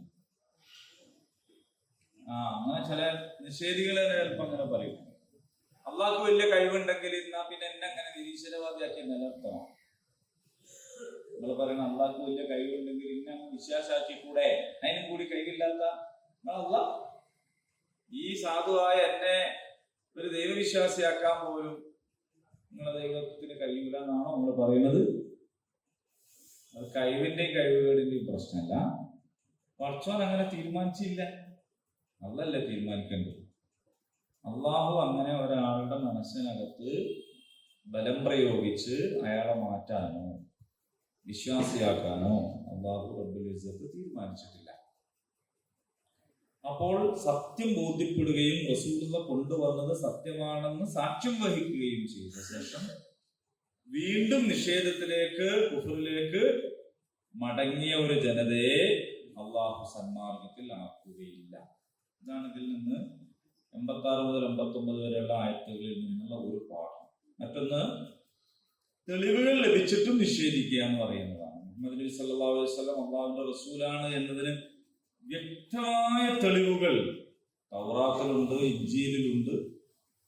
അതൊക്കെ ലഭിച്ചിട്ടും അത് ബോധ്യപ്പെട്ടിട്ടും സ്വന്തം ഗോത്രക്കാരനല്ല എന്ന കാരണത്താൽ നിഷേധിച്ച വേദക്കാരൻ ഈ ആയത്തുകൾ അഭിസംബോധന ചെയ്തു. സ്വന്തം ആളല്ല എന്നുള്ളത് കൊണ്ട്. സ്വന്തം ആളാണെങ്കിൽ ഓക്കെയാണ്, സ്വന്തം ആളല്ല എന്നതുകൊണ്ട് പിന്നെ അങ്ങനെ പാടില്ല. യഥാർത്ഥത്തിൽ നമ്മുടെ ഇടയിൽ പല ആളുകളും ഇസ്രായേലിനെ അനുകൂലിക്കുന്നത് ഇസ്രായേലിനോടുള്ള സ്നേഹം കൊണ്ടല്ല, ഇസ്രായേലിൽ ആക്രമിക്കുന്നത് ആരെയാണോ ഓലോടുള്ള ദേഷ്യം കൊണ്ടാണ്. അങ്ങനെ മുമ്പ് ഉണ്ടായിരുന്നില്ല ഇന്ത്യ രാജ്യത്ത്. മുമ്പ് നമ്മൾ ഇസ്രായേലിനെ അംഗീകരിച്ചിരുന്നില്ല നമ്മുടെ രാജ്യം. കാരണം ഫലസ്തീനിന് മേൽ അധിനിവേശം നടത്തിയ ഒരു പൈശാചിക വ്യാജ രാഷ്ട്രമാണ് ഇസ്രായേൽ എന്നതായിരുന്നു നമ്മുടെ കാഴ്ചപ്പാട്. നമ്മുടെ ഭരണാധികാരികളും നമ്മുടെ രാജ്യവും തന്നെ ഇസ്രായേലിനെ അംഗീകരിച്ചിരുന്നില്ല. അവിടെ നമ്മുടെ എംബസി തുറന്നിരുന്നില്ല, അവരുടെ എംബസി നമ്മുടെ രാജ്യത്ത് ഉണ്ടായിരുന്നില്ല, നമ്മളവരും തമ്മിലൊരു ബന്ധം ഉണ്ടായിരുന്നു. പക്ഷെ ഇപ്പോ ഏറ്റവും കൂടുതൽ ബന്ധം ലോകത്ത് ആരും തമ്മിലാണെന്ന് ചോദിച്ചാൽ ഇന്ത്യയും ഇസ്രായേൽ. അപ്പൊ ഇന്ത്യയും ഇസ്രായേലും തമ്മിൽ ഇത്രത്തോളം ബന്ധം ഉണ്ടാവുന്നത് ഇന്ത്യക്ക് ഇസ്രായേലിന് ചെയ്തു കൊടുത്തതിന്റെ പേരിലല്ല. ഇസ്രായേലും ഇന്ത്യയും തമ്മിലുള്ളതിനേക്കാൾ വലിയ പരസ്പര ബന്ധം ഇറാനുമായിട്ട് നമുക്കുണ്ട്, നമ്മുടെ വാതകവും ഒക്കെ ആയിട്ടുണ്ട്. അതുകൊണ്ട് ഉണ്ട്. പക്ഷെ ഇസ്രായേലിനെ ഇപ്പൊ നിങ്ങള് പിന്തുണച്ചത് കൊണ്ട് നിങ്ങൾ കുറച്ചു കാലം വേണമെങ്കിൽ റഷ്യയിൽ നിന്ന് വാങ്ങിക്കോളിന്ന് അമേരിക്ക ഒരു സമ്മതം തന്നിരിക്കും. ആർക്കും അവിടെ എന്റെ സമ്മതം ചോദിക്കാനുള്ള ഒരു ഉറപ്പ് നമുക്കും ഇല്ലാത്തതുകൊണ്ട്. കാരണം എന്താ പറയുക, നമ്മളെ പൈസ കൊടുത്തിട്ട് നമ്മൾ റഷ്യയിൽ നിന്ന് സാധനം വാങ്ങാൻ ഓന്റെ സമ്മതം വേണമെന്ന് പറഞ്ഞാല് അപ്പൊ നമ്മൾ പറയണ്ടേ എന്റെ സമ്മതം നമുക്ക് ആവശ്യമില്ല. കാരണം മൂപ്പര് തരുന്ന പൈസ കൊണ്ടാണെങ്കിൽ പിന്നെ എന്നാ ഈ പൈസ ഒന്ന് വാങ്ങിക്കോ, ഈ കോയമാക്കാരെ കൂടെ തന്നെ വാങ്ങാം കേട്ടോ എന്ന് പൈസ തരുന്നവരും വേണമെങ്കിൽ പറയാം. അല്ലാതെ പോണ ഇത്ര വിളിച്ചു എത്തിയിട്ട് എന്റെ പൈസ കൊണ്ട് ഇജ്ജി സാധനം കോയമാന്റെ കൂടെ ഒന്ന് വാങ്ങിക്കോ, ആ സമ്മതിച്ചെന്ന് പറഞ്ഞാൽ എന്റെ സമ്മതം ആർക്ക് വേണം എന്ന് ഏതൊരു മനുഷ്യനും ചോദിക്കൂല. പക്ഷെ അതിന് ഒരു സാധനം വേണം, ബ്ലാങ്കെട്ടുള്ള അതില്ലാതായി പോയാൽ പിന്നെ ഒരു രക്ഷയില്ല മനുഷ്യൻ. അപ്പൊ ഈ ഇസ്രയേലിനോടുള്ള സ്നേഹം കൊണ്ടല്ല, ആരെയൊക്കെയാണ് ഇസ്രയേൽ തകർക്കുന്നത് അവരോടുള്ള വിദ്വേഷമാണ് ഇങ്ങനെ ഒരു കാര്യം ഉണ്ടാകുന്നത്.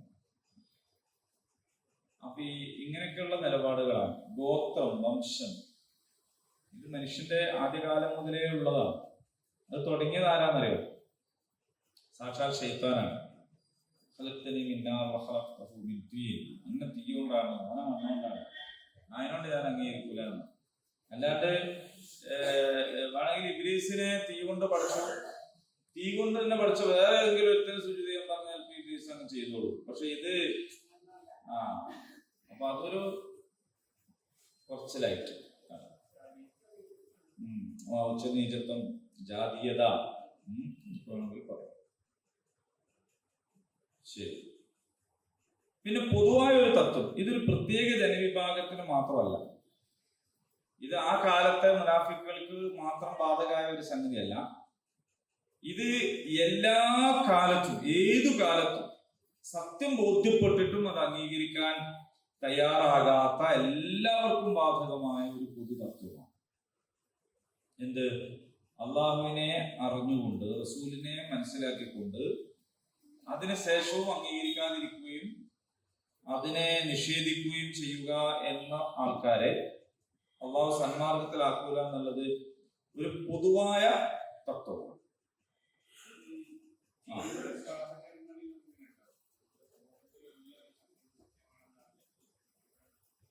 അല്ലാതെ അതൊക്കെ എല്ലാത്തിനും അള്ളാഹിനെ റസൂലിനെയും മാത്രമല്ല അള്ളാഹിന്റെ സൃഷ്ടികളെയും ഈ പ്രപഞ്ചത്തെയും ഒക്കെ അങ്ങനെ തന്നെയാണ്. നമ്മൾക്ക് കാര്യം സത്യമാണെന്ന് മനസ്സിലാക്കിയിട്ട് അതിനെ നിഷേധിക്കരുത്. പക്ഷെ ഇന്നത്തെ ഒരു സത്യത്തിന്റെ അവസ്ഥ എന്താന്നുള്ളത് ഞങ്ങള് ഈ വാർത്താ ചാനലൊക്കെ കാണുമ്പോഴേ നമ്മളുടെ നേതാക്കന്മാർക്കും അവതാരകർക്കും ഒന്നും പറയുന്ന ഒരു കാര്യം സത്യമായിക്കണം എന്ന് യാതൊരു നിർബന്ധമില്ല. നിർബന്ധമില്ല എന്ന് മാത്രമല്ല, അങ്ങനെ ഒരു ആവശ്യം തന്നെ ഇല്ല. മനസ്സിലായോ? അപ്പൊ അവരങ്ങ് പറയും. അങ്ങനെ പറയുമ്പോ അത് ശരിയല്ലല്ലോ എന്ന് പറഞ്ഞിട്ട് തെളിവ് കാണിച്ചു കൊടുക്കുമ്പോ അപ്പൊ വേറെന്തോന്ന് പറയും. നിങ്ങൾ കാണലുണ്ടാവുമായിരിക്കും ഈ ചാനലൊക്കെ. ഒരു കാര്യം ഇങ്ങനെ ഇയാള് വാദിച്ച് ഭയങ്കര സംഭവമായിട്ട് കൊണ്ടുവന്നാൽ അത് അങ്ങനല്ല എന്നുള്ളതിന്റെ എതിർ തെളിവ് കാണിച്ചു കൊടുത്താൽ ഓ സോറി ഞാനത് മനസ്സിലാക്കിയിരുന്നില്ല, അത് ഞാൻ തിരുത്തുകയാണ് എന്ന് പറയുന്ന മാന്യതക്ക് പകരം വേറെന്തോന്ന് പറയും. അപ്പൊ വേറെന്തോന്ന് പറയുമ്പോ എന്താണെന്നറിയാം, ഇത് തിരുത്താൻ കാണിച്ച തെളിവോ വീഡിയോ ക്ലിപ്പോ വേറെ ഒരു സംഭവം പോലെ അയാളുടെ കയ്യിൽ മറ്റേത് തെളിയിക്കാൻ ഉണ്ടാവില്ല. അപ്പോൾ ഇല്ലെങ്കിൽ പിന്നെ അപ്പൊ ഇയാള് ജയിച്ചു. അപ്പൊ പറയുന്നത് സത്യം ആയിക്കൊള്ളണമെന്നില്ല, സത്യമല്ലാത്തത് പറയാനൊരു മടിയില്ല. പറഞ്ഞത് തെറ്റിദ്ധാരണ കൊണ്ടാണെങ്കിൽ പോലും തെറ്റിദ്ധാരണയായിരുന്നു എന്ന് തിരുത്താനും ഉള്ള സന്നദ്ധതയില്ലാത്ത ഒരു കാലത്താണ് നമ്മൾ ജീവിക്കുന്നത്. അതുകൊണ്ട് തന്നെ ആർക്കും ആരെയും പ്രത്യേകിച്ചൊരു വിശ്വാസവും ഇല്ല. ഒരു വിശ്വാസവും. ഇപ്പോ കഴിഞ്ഞ ദിവസം ഞാനൊരു വീഡിയോ ക്ലിപ്പ് കണ്ടു. അത് എങ്ങനെയാന്ന് വെച്ചാല് വേറൊരു രാഷ്ട്രീയ പശ്ചാത്തലത്തിൽ ഒരു പഴയകാല സിനിമയുടെ തെരഞ്ഞെടുത്ത് കൊടുത്ത സിനിമ ഏതാണെന്നോ അഭിനേതാക്കൾ ഏതാണെന്ന് എനിക്ക് പരിചയമില്ല. ഞാൻ പരിചയപ്പെടുന്ന അഭിനേതാക്കളുണ്ട്, അതിന്റെ മുന്നേ ഉള്ള അഭിനേതാക്കളാണ്. പണ്ടത്തെ കാലത്തെ ജയന്റെയും നസീറിന്റെ ഒക്കെ ഒരു കാലത്തുള്ളതാണ്. നമുക്ക് പോലെ തന്നെ അറിയില്ല. ഒരു പേന്റിന് താഴത്ത് നല്ല വീതി ഉണ്ടാവും എന്നുള്ളത് മാത്രമേ അറിയൂ. അപ്പോ പിന്നെ അതിലെന്താ സംഭവം എന്ന് വെച്ചാൽ ഒരു മുതലാളി രണ്ടാൾക്കാരെ പണിക്ക് വിളിച്ച് എന്തോ ഒരു പണി ഏൽപ്പിച്ചതാണ്. ആ പണി അവര് വളരെ ഭംഗിയായിട്ട് നിർവഹിച്ചു. അതാർക്കെതിരെയുള്ള പണിയായിരുന്നു എന്ന് വെച്ചാൽ ഇയാൾ ആദ്യം പണിയെടുത്ത കമ്പനിക്കെതിരെയുള്ള പണിയായിരുന്നു. അപ്പൊ വിളിച്ചു വരുത്തി കാര്യങ്ങളൊക്കെ ചോദിച്ചപ്പോ ഇയാള് പറഞ്ഞു കൊടുത്തു അതിന്റെ രഹസ്യങ്ങളൊക്കെ എന്താണെന്ന്. കാരണം ഞാൻ പണിയെടുത്ത കമ്പനിയാണ്, അപ്പൊ എനിക്കറിയാം അതിന്റെ എവിടെയൊക്കെയാണ് തകരാറുള്ളതെന്ന് എനിക്കറിയാം. ഞാൻ അതിലും മുകളിൽ കയറി പിടിച്ചിട്ട് ഒരു പരാജയപ്പെടുത്തിയിരുന്നു. അങ്ങനെയാണല്ലേ സാധനം. ഉടനെ ഇയാള് വെൽപ്പ് തുറന്ന് തോക്കെടുത്തിട്ട് വെടിവെച്ച് കൊന്നാണ്. മറ്റാൾ ചോദിക്കുന്നത് നമ്മളെ കമ്പനിക്ക് ഇത്രയേറെ ഉപകാരം ചെയ്തു നിങ്ങളെന്തിനാ കൊന്നത്? അപ്പൊ ഇയാൾ പറയുന്നുണ്ട് ഓൻ ആദ്യം പണിയെടുത്ത കമ്പനിയുടെ രഹസ്യങ്ങൾ വെച്ചുകൊണ്ട് ആ കമ്പനിയെ തകർത്തുകൊണ്ടാണ് നമുക്ക് സേവനം ചെയ്തത്. നമുക്ക് ചെയ്ത സേവനം ഒക്കെ ആണെങ്കിലും നാളെ ഓൻ എനിക്കെതിരെ വേറെ ആർക്കും ഇതേപോലെ സേവനം ചെയ്യല്ലോ. അപ്പൊ അങ്ങനത്തെ ഒന്നും വേണ്ട ഭൂമിയിൽ നിന്നാണ് തീരുമാനം. അപ്പോ യഥാർത്ഥത്തിൽ മനുഷ്യന്റെ ക്രെഡിബിലിറ്റി നഷ്ടപ്പെടുക എന്നത്. അപ്പൊ ഞാൻ നിങ്ങളോട് ഒരാളെ കുറിച്ച് പറഞ്ഞാൽ അത് പറയുന്നതും വേറെ ആളെ കുറിച്ചായതുകൊണ്ടൊന്നും പ്രശ്നമൊന്നുമില്ലെങ്കിലും ബുദ്ധിയുള്ളവൻ ചിന്തിക്കും ഇവൻ എന്നെ കുറിച്ച് വേറെ ആളോട് ഇങ്ങനെ തന്നെയാണല്ലോ പറയാ എന്ന് ചോദിക്കും. അവിടെയാണ് പ്രേമവിവാഹങ്ങൾ അധികവും തോറ്റുപോകാനുണ്ടാവുന്ന ഒരു കാരണം ഈ മാനസികാവസ്ഥയാണ്. കാരണം ഇവർ തമ്മിൽ ഒരു ബന്ധവുമില്ലാതെ തികച്ചും അന്യരായ രണ്ടാളായിരിക്കെ ഇവരെന്തെല്ലാം പ്രണയ സല്ലാപങ്ങളിൽ ഏർപ്പെട്ടു എന്നത് ഇവന് ഓർമ്മയുണ്ട്. അപ്പൊ ഇവന് എന്നെ പോലെ ബന്ധമില്ലാത്ത വേറെ ഒരാളെ കണ്ടാലും ഇങ്ങനെ ചെയ്യുമല്ലോ എന്ന് ഇവൻ സംശയിക്കും, അല്ലെങ്കിൽ ഇവൾ സംശയിക്കും. അതുകൊണ്ടാണ് അധിക പ്രണയ വിവാഹങ്ങളും പരാജയപ്പെട്ടു പോകുന്നത്. അത്യപൂർവം അങ്ങനെ അല്ലാതെ നിലനിൽക്കുന്നുണ്ട്. ആയിപ്പോയ സ്ഥിതിക്ക് ഏതായാലും നിലനിർത്തം തന്നെയാണ് നമ്മളുടെയും വാർത്ത. പക്ഷെ ഇതാണ് അതിന്റെ പൊരുൾ. എന്നോട് കള്ളം പറയുന്ന ഇവൻ നാളെ വേറൊരാളോട് എന്നെ കുറിച്ചും കള്ളം പറയുമല്ലോ എന്ന് ബുദ്ധിയുള്ള ആളുകൾ മനസ്സിലാക്കും. അതുകൊണ്ട് വേറെ ഒരാളെ പറ്റി ദുഷിച്ച് പറയുന്നവരോട് നമ്മൾ മനസ്സ് തുറക്കാതിരിക്കുക എന്നതാണ് ബുദ്ധിയുള്ള ആളുകൾ സ്വീകരിക്കുന്ന രീതി. നമ്മുടെ വിശ്വാസ്യത, നമ്മുടെ ക്രെഡിബിലിറ്റിയാണ് ഈ കള്ളം പറയുന്നതിലൂടെ നഷ്ടപ്പെട്ടു പോകുന്നത് എന്ന് നമ്മൾ മനസ്സിലാക്കണം എന്നാണ്. അപ്പൊ അതുകൊണ്ട് ഒരു പൊതു തത്വമാണ്. പിന്നെ ഭാഗികമായ വിശ്വാസം അപര്യാപ്തമാണ് എന്നതാണ് ഇത് മനസ്സിലാക്കിയിരുന്ന വേറൊരു കാര്യം.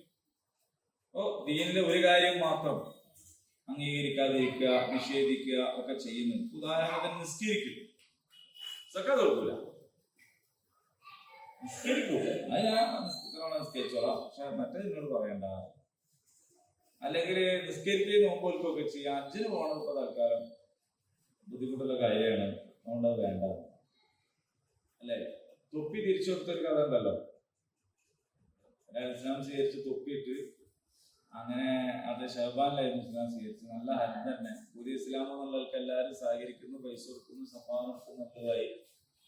പിന്നെ അടുത്ത മാസം റമദാനാണ്. ഈ കളിയ സ്നേഹമൊക്കെ ഉള്ളതോടൊപ്പം തന്നെ എല്ലാവരും പട്ടിണിയാണ്. ഒരു ദിവസം എങ്ങനെയോ വൈകുന്നേരമാക്കി, രണ്ടാം ദിവസം പറഞ്ഞു മാപ്പിളെ തൊപ്പി നിങ്ങൾ എന്നെ ചോദ്യമാക്കുന്നു. ഇതാവൂല എന്നുള്ള ഇങ്ങനത്തെ ഒരു സംഗതി ഞാൻ വിചാരിച്ചിരുന്നില്ല. ദീനിലെ ചില കാര്യങ്ങൾ വേണ്ട, ചില കാര്യങ്ങൾ ഓക്കെ എന്ന് പറയാൻ പാടില്ല. സ്വീകരിക്കുകയാണെങ്കിൽ മൊത്തം സ്വീകരിക്കണം. കാരണം വിശ്വാസത്തിന് ശേഷമുള്ള നിഷേധം എന്ന് പറയുന്നത്, കഫറു ബഅദ ഈമാനിഹിം എന്ന് പറയുന്നത്, ഇങ്ങനെ ചിലത് സ്വീകരിക്കുകയും ചിലത് സ്വീകരിക്കാതിരിക്കുകയും ചെയ്യുന്ന സംഗതിയെ കുറിച്ചാണ്. അപ്പോൾ അക്രമികളെ അല്ലാഹു വഴി നടത്തുകയില്ല. സത്യം ബോധ്യപ്പെട്ടാലും സ്വന്തം താല്പര്യങ്ങൾക്ക് വിരുദ്ധമായതിനാൽ അത് അംഗീകരിക്കാൻ വാശി പിടിക്കുന്ന അക്രമികൾ അല്ലാഹു അവരെ സന്മാർഗത്തിലാക്കുകയില്ല. പിന്നെ ശിക്ഷയും ശാപവും, ഇവിടെ രണ്ട് കാര്യങ്ങളും ലാനത്ത് പറഞ്ഞിട്ടുണ്ട്. അപ്പൊ അത് അള്ളാഹുവിന്റെ ലാനത്തുണ്ട്, റസൂലുള്ളാഹിന്റെ ലാനത്തുണ്ട്, മൊത്തം മനുഷ്യന്മാരുടെയും ശാപം അവർക്കുണ്ട് എന്നാണ്. മലക്കുകളുടെയും മനുഷ്യരുടെയും ശാപം ഇവർക്കുള്ള പ്രതിഫലമാണ്. അപ്പൊ അള്ളാഹുവിന്റെ ശാപം എന്ന് പറയുമ്പോൾ അത് ദുനിയാവിലും ആഖിറത്തിലും ഉണ്ടാകും. മലക്കുകള് മരിപ്പിക്കുന്ന സമയം മുതൽ അവരെ ശപിച്ചുകൊണ്ടിരിക്കും. പരലോകത്ത് വെച്ച് വിശ്വാസികളും നരകത്തിലുള്ള മറ്റുള്ളവരും ഇവരെ ശപിക്കും. ഈ ശാപം എന്ന് പറയുന്നത് ഒരു മനുഷ്യന് വലിയ പ്രയാസം ഉണ്ടാകും. മുഅ്മിൻ ശപിക്കുകയില്ല എന്നൊരു പദമുണ്ട്. വിശ്വാസികളുടെ ഒരു സ്വഭാവത്തിൽപ്പെട്ടതല്ല ശപിക്കുക എന്ന് പറയുന്നത്.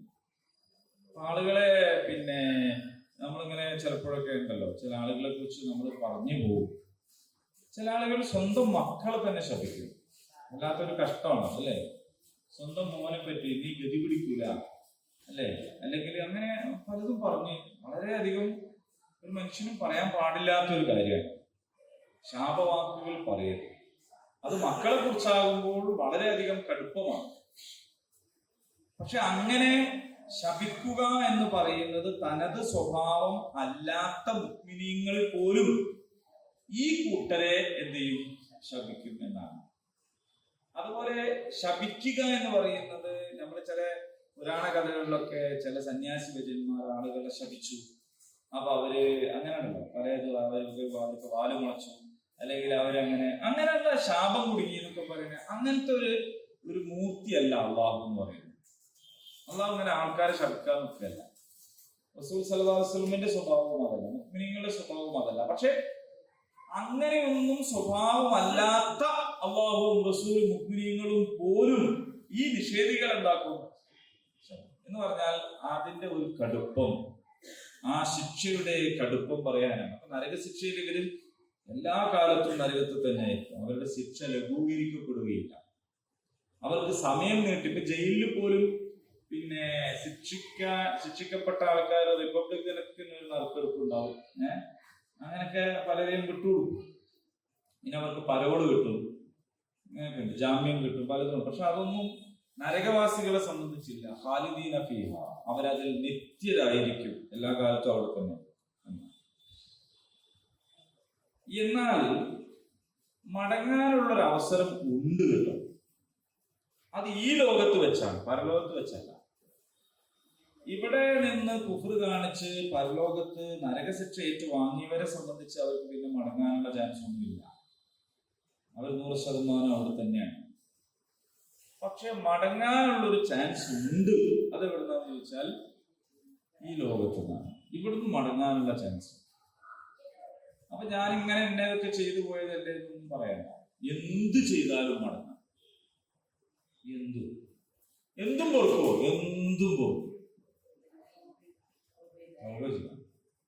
നമുക്കൊരു വിചാരമുണ്ട് എന്തും പൊറുക്കും ശിർക്ക് ഒഴികെ എന്ന് പറഞ്ഞതുകൊണ്ട് ശിർക്ക് പൊറുക്കില്ല. പക്ഷെ അങ്ങനല്ല. ശിർക്ക് പൊറുക്കണമെങ്കിൽ ബോധപൂർവം തൗബ ചെയ്യണം എന്നാണ് അതിന്റെ അർത്ഥം. അല്ലാത്തത് ചിലത് നമ്മൾ നന്മ ചെയ്യുമ്പോൾ ഓട്ടോമാറ്റിക്കലി തന്നെ എന്താവും, തിന്മകൾ നമ്മളിൽ നിന്ന് ഇങ്ങനെ കൊഴിഞ്ഞു പോകുന്ന ഒരു രീതി. നന്മ ഇങ്ങനെ കൂടി വരുമ്പോൾ തിന്മ ഇങ്ങനെ കൊഴിഞ്ഞു പോകുന്നൊരു ഓട്ടോമാറ്റിക് സിസ്റ്റം അതിലുണ്ട്. അത് ശിർക്കിന് ബാധകമല്ല. ശിർക്ക് ചെയ്ത ഒരാളെ സംബന്ധിച്ചിടത്തോളം അയാള് കുറേ നന്മ ചെയ്തതുകൊണ്ട് ഈ ശിർക്ക് എന്താവൂല, ഇല്ലാണ്ടാവൂല, പൊറുക്കപ്പെടുക. ശിർക്ക് പൊറുക്കപ്പെടണമെങ്കിൽ ബോധപൂർവം തൗബ ചെയ്യണം. പടച്ചവനോട് പറയണം, അല്ലാഹുവിനോട് ഏറ്റു പറയണം. തൗബ സ്വീകരിക്കപ്പെടാൻ എന്തൊക്കെ വേണം? തെറ്റ് ചെയ്തുകൊണ്ടിരിക്കുന്നതിൽ നിന്ന് പൂർണ്ണമായി ഒഴിവാകണം. പിന്നെ ആ തെറ്റ് ആവർത്തിക്കാതിരിക്കണം. പിന്നെ ആ തെറ്റ് ചെയ്യുകയില്ല എന്ന് പ്രതിജ്ഞ ചെയ്യണം. സൃഷ്ടികളോട് ചെയ്തു പോയ തെറ്റുകൾ അവരോട് തന്നെ പൊരുത്തപ്പെടിക്കണം. സൃഷ്ടികളോട് ചെയ്തത് സൃഷ്ടികളോട് തന്നെ പൊരുത്തപ്പെടിക്കണം.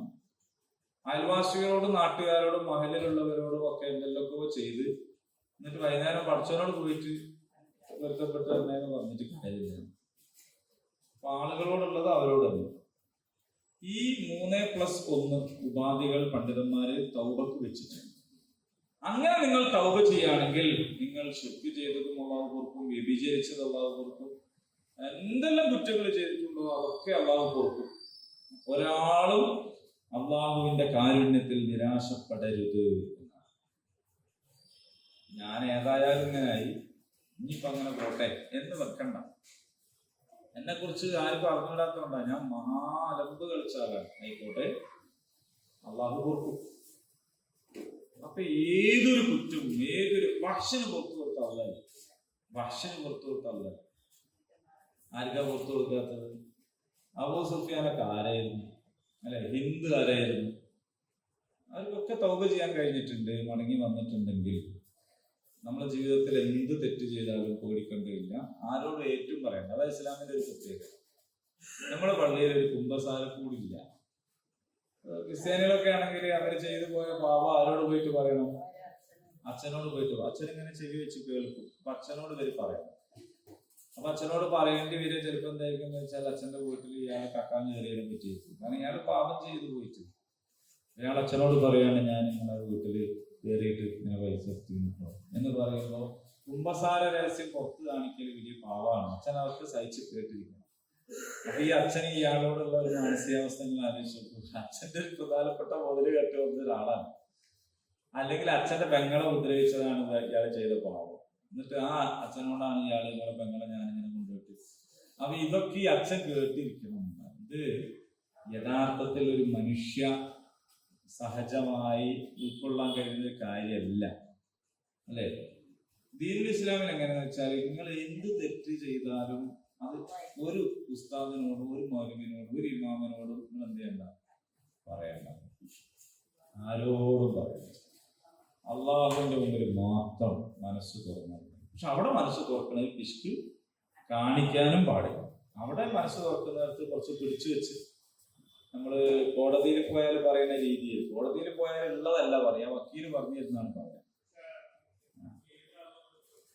അത് വേണം. ഞാൻ പറഞ്ഞല്ലോ തൗബയുടെ പ്രധാനപ്പെട്ട ലക്ഷണമാണ് അത്. പക്ഷെ അത് പിന്നെ എന്താണെന്ന് വെച്ചാൽ ബാധ്യതകളുമായിട്ട് ബന്ധപ്പെട്ടതാണ്, ബാധ്യതയായിട്ട് ബന്ധപ്പെട്ട. അപ്പൊ ഞാൻ നിങ്ങളെ പറ്റി ഒരു തെറ്റിദ്ധാരണ വെച്ച് പുലർത്തിയിരുന്നു എന്ന് വിചാരിക്കും. അതിപ്പോ നിങ്ങളോട് ഒന്ന് പറഞ്ഞോളൊന്നുമില്ല. കാരണം അത് ഞാൻ നേരത്തെ പറഞ്ഞ പ്രശ്നം അതിലുണ്ടാവുക. അത് പറഞ്ഞാലും ഞാനും ഇന്നെ പറ്റി അങ്ങനെ വിചാരിച്ചില്ലേ എന്നൊരു സാധനം നടക്കാം. അത് വേണ്ട. ആ സമയത്ത് നിങ്ങൾക്ക് ഞാനെന്തും തരാനുണ്ടെങ്കിൽ അത് തരണം. അല്ലെങ്കിൽ അയാൾ ചുരുങ്ങിയത് പറയെങ്കിലും വേണം. ഞാൻ നിങ്ങളെ വീടിന്റെ അടുത്ത് ഇങ്ങനെ വർത്താൻ പറഞ്ഞിട്ടുമ്പോഴൊക്കെ കുപ്പിന്റെ മൂടി ഇങ്ങനെ അയച്ചിട്ട് പല പ്രാവശ്യം കടലിങ്ങനെ തിന്ന് ഒരുപാട് അറാമിന്റെ പള്ളിയിലായി പോയിട്ട് എത്ര കടലാണ് എടുത്തത് എന്നൊന്നും ഇപ്പൊ എനിക്ക് ഓർമ്മയില്ല. അപ്പൊ അത്രയും കടല തിരിച്ചരാനൊന്നും കഴിയില്ല. അപ്പോ ഒരു ടേസ്റ്റ് വെക്കാൻ വേണ്ടിയിട്ടൊന്നും അല്ല മുന്തിരി അടച്ചത്. അങ്ങനെ നിൽക്കുമ്പോ എല്ലാം ഇങ്ങനെ അടുത്ത് തന്നെ അങ്ങനെ കുറെ പോയിട്ടുണ്ട്. അപ്പൊ നിങ്ങൾ പൊരുത്തപ്പെടണം എന്ന് പറയല്ലാതെ വേറെ ലക്ഷ്യമില്ല. അല്ലെങ്കിൽ നിങ്ങളെ കുറിച്ച് ഞാൻ പലരോടും അപവാദം പറഞ്ഞു പോയി. ആരോടൊക്കെ പറഞ്ഞെന്നോ എത്ര പറഞ്ഞെന്നൊന്നും എനിക്ക് ഓർമ്മയില്ല. അപ്പൊ പൊരുത്തപ്പെടുന്നു അങ്ങനെയൊക്കെ ഉണ്ട്. പക്ഷെ അതുകൊണ്ടാണ് ആളുകളോട് തെറ്റ് ചെയ്യാതിരിക്കുകയാണ് വേണ്ടത്, ജാഗ്രത പുലർത്തണം എന്ന് പറയുന്നത്. പിന്നെ ഈ ആയത്തുകളിൽ പറയുന്നത് ജീവിതം നന്നാക്കി മടങ്ങുന്നവരോട് അള്ളാഹുവിന്റെ ഒരു പ്രതികരണം എന്താണ്? രണ്ട് വാക്കാണ് പറഞ്ഞത്. ഒന്ന് ഗഫൂറാണ് എന്നാണ്, മറ്റൊന്ന് റഹീമാണ് എന്ന് പറഞ്ഞാൽ അള്ളാഹു ഞാൻ നേരത്തെ സൂചിപ്പിച്ചതുപോലെ തെറ്റുകൾ ഒഴിവാക്കി മടങ്ങാൻ വിചാരിക്കുന്ന ആളുകളോട് പിന്നീട് എന്ത് ചെയ്യൂല, പഴയ തെറ്റിനെ കുറിച്ച് ഉള്ള ഒരു സംഗതി ഉണ്ടാവില്ല. അപ്പൊ ഗഫൂറാണ്, റഹീമാണ്, കാരുണ്യം. റഹീം എന്ന് പറയുന്ന ആ വാക്കും റഹ്മാൻ എന്ന് പറയുന്ന വാക്കും തമ്മിൽ വ്യത്യാസമാണ്. റഹ്മാൻ എന്ന് പറയുന്നത് എല്ലാവർക്കും കരുണ ചെയ്യുന്നവൻ എന്ന നിലക്കാണ്.